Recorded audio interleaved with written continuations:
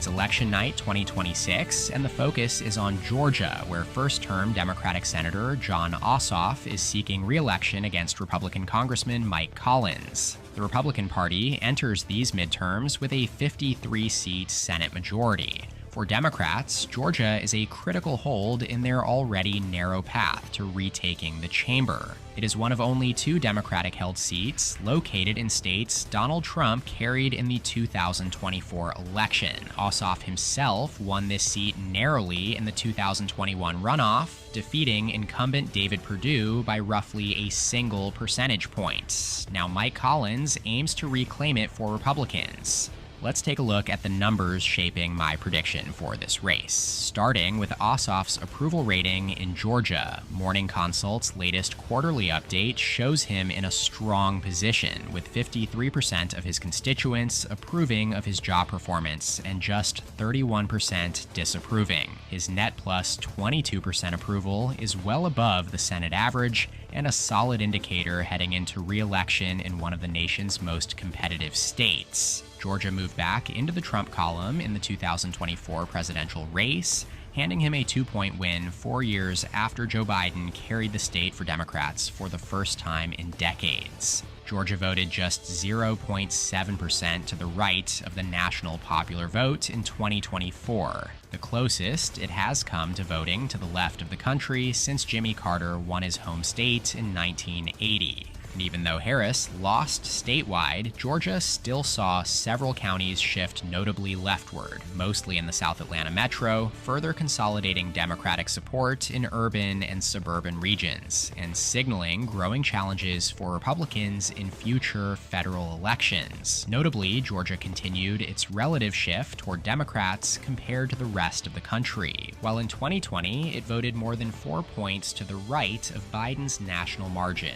Again, in 2024, that lean shrunk to under a point. And going back even further, since Mitt Romney carried Georgia by 8 in 2012, despite losing the popular vote by 4, the state has moved roughly 11 points toward Democrats. That shift has coincided with a blue streak at the Senate level, as Democrats have now won 3 consecutive Senate races, each by less than 3 percentage points after previously losing 6 straight. Ossoff himself was elected to his first term in the 2020 runoff held alongside the special election, where fellow Democrat Raphael Warnock also flipped his seat. Warnock then won re-election in another runoff in 2022, expanding his margin to 2.8%. Now Ossoff hopes to follow that same trajectory, and at least when it comes to early fundraising, he's off to a fantastic start. Ossoff has raised more money than any other Senate candidate in the country so far, bringing in $54 million. He's widely credited with revolutionizing digital fundraising for Democrats in Georgia, and he continues to break records. His likely challenger, Mike Collins, has raised less than $2.5 million so far, and has yet to spend much of it. As for polling, while still limited to just a handful of nonpartisan surveys, Ossoff has led in 3 of the 4 released so far. Most are within the margin of error, and the most recent poll from Quantus Insights shows the race tied between him and Collins.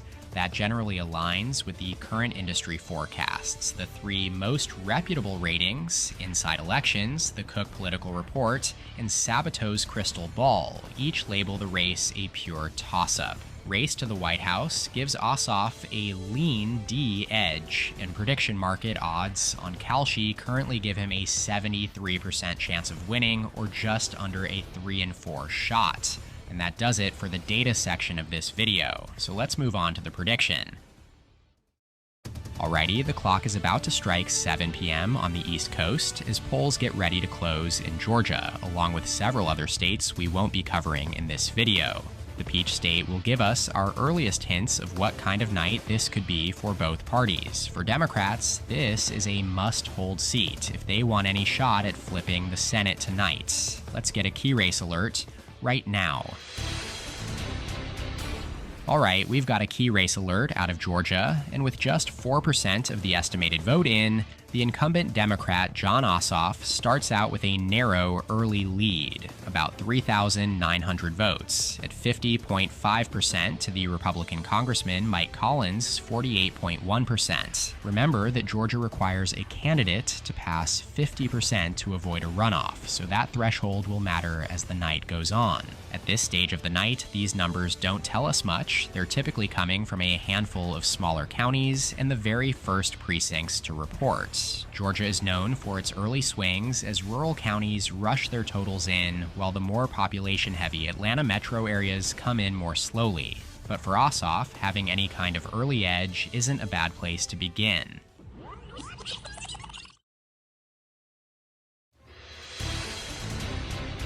And here we go with another key race alert, this time with just 11% of the estimated vote in. Mike Collins posts a lopsided early lead, 58.3% to 40.5%, ahead by over 80,000 votes. But again, this is exactly what we'd expect from the earliest reporting counties, deep red rural areas delivering big margins before the more vote-rich blue counties around Atlanta really start contributing. Nothing here changes the overall narrative: early Republican strength, late-night Democratic surge. The question is whether Ossoff can close what is, for now, a wide gap once the metro region fully reports.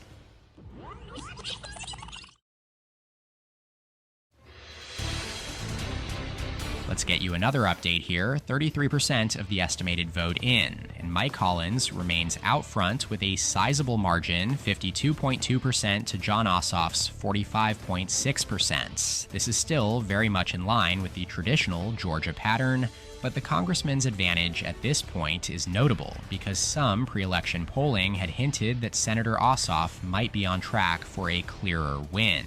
If nothing else, this confirms what we expected. This race is going to be close.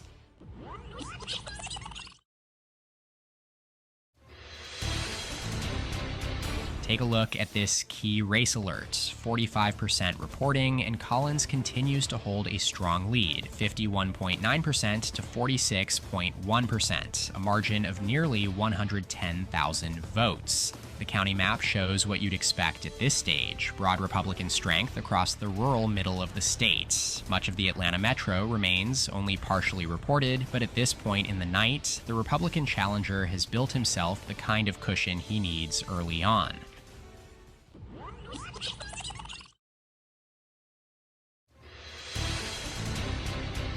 Alright, we're seeing more of the vote come in, 69% now, and Collins continues to hold the lead, 49.8% to Ossoff's 48.9%, though the congressman's advantage has narrowed to just over 25,600 votes. You can see the race tightening as more suburban precincts feed into the totals. Collins is still very much in this, but Ossoff, showing this kind of upward trend at this point, suggests that we're headed for a finish every bit as tense as Georgia's last several statewide contests.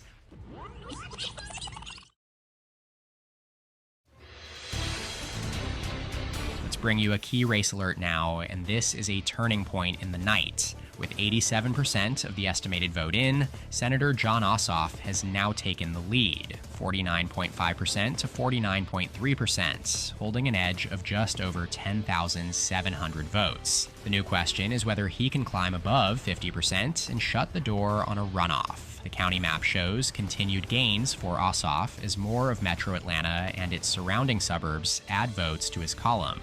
Given where the remaining ballots are likely to come from, this is the sort of late shift that tends to stick, and you can bet the EP decision desk is watching this development closely, because this is exactly the kind of movement that signals a race beginning to come to an end.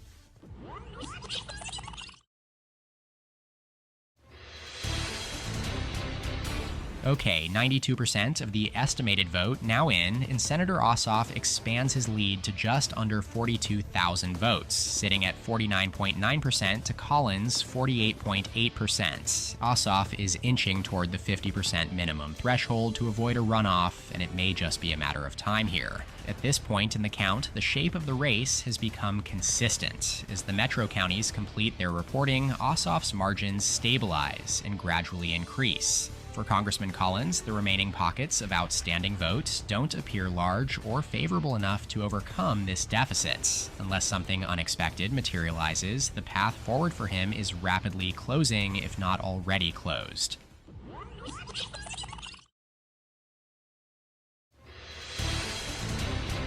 Here we go. EP can now make a projection in Georgia for the Democratic incumbent, Jon Ossoff, who is projected to defeat Republican Congressman Mike Collins and secure a second term in the United States Senate. Ossoff stands at 50.4%, leading by just under 87,000 votes, while Collins finishes at 48.3%, another nail-biter in a state that simply doesn't do blowouts anymore. Democrats will maintain control of both Georgia Senate seats, marking their fourth consecutive statewide Senate victory, a remarkable streak in what was once one of the GOP's most reliable strongholds. With Governor Brian Kemp choosing not to run, arguably the only Republican with the statewide profile and crossover appeal to make this a fundamentally different contest, the party struggled to field a candidate with enough juice to overcome a tough environment and a well-positioned incumbent. Senator Ossoff, an Atlanta native and the youngest incumbent senator entering election night,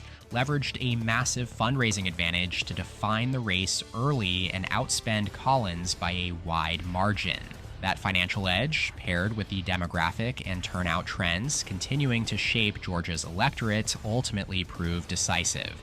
That does it for today's video. As always, feel free to share your thoughts in the comments, shout out to my channel members listed in the description below, and don't forget to subscribe and leave a like if you enjoyed the content. Check out more of my videos here, and as always, thanks so much for watching. I'll see you next time. EP out.